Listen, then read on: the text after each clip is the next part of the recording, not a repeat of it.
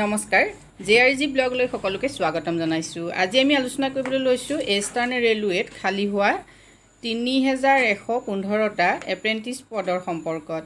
এই পদসমূহৰ বাবে কোনে কোনে আবেদন কৰিব পাৰিব আৰু পদসমূহৰ বাবে সিলেকশ্যন প্ৰক্ৰিয়াটো কেনেকুৱা হ'ব সেই সম্পৰ্কে আজি ভিডিঅ'টোত আমি আলোচনা কৰিম। যি পোষ্টবিলাকৰ নেম চাওক, অৰ্গেনাইজেশ্যন হ'ল ইষ্টাৰ্ণ ৰেলৱে, পোষ্ট নেম হ'ল fitter, welder, machinist, blacksmith, carpenter, lineman, wireman, RF and AC mechanic আৰু electrician, mechanic, machine টুলমেইণ্ট।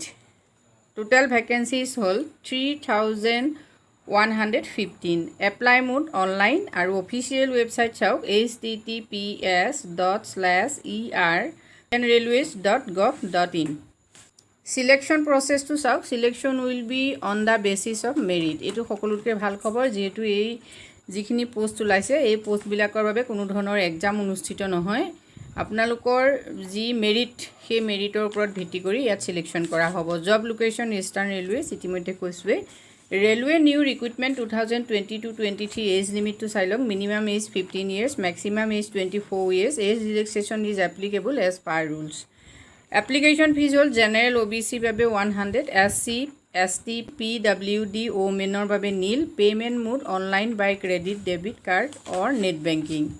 Education qualification চাওক। এডুকেশ্যন কোৱালিফিকেশ্যন হ'ল the candidate must have pass 10th class examination or its equivalent under 10+2 examination system with minimum 50% marks in aggregate from recognized board and also should possess the national trade certificate in the notified trade issued by NCVT, SCVT।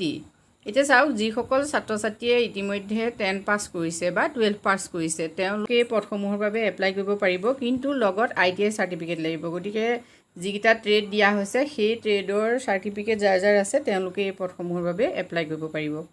Importance ডেটখিনি চাই লওক। Starting date for apply online 30 September 2022। ইতিমধ্যে 30 তাৰিখৰ পৰা online apply আৰম্ভ হৈছে আৰু last date হ'ল 29 October 2022। 30 অক্টোবৰ হ'ল লাষ্ট ডেট। যিসকলে এই পদসমূহৰ বাবে আবেদন কৰিম বুলি ভাবিছে তেওঁলোকে ডেছক্ৰিপশ্যন বক্সৰ লিংকত গৈ যিখন অফিচিয়েল নটিফিকেশ্যন সেইখন ভালকৈ চাই ল'ব, যিহেতু তাত আৰু কিছু কথা উল্লেখ আছে। সবিশেষ তথ্যখিনি চাই লৈহে আপোনালোকে এপ্লাই কৰিব পাৰিব।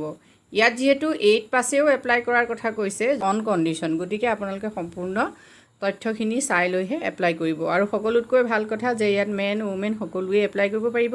সিলেকশ্যন প্ৰক্ৰিয়াটো যিহেতু মেৰিট বেচিছ হ'ব, গতিকে আপোনালোকে অতি সোনকালে এই পদসমূহৰ বাবে অনলাইন কৰিব পাৰে। আজিলৈ ইমানেই, ধন্যবাদ।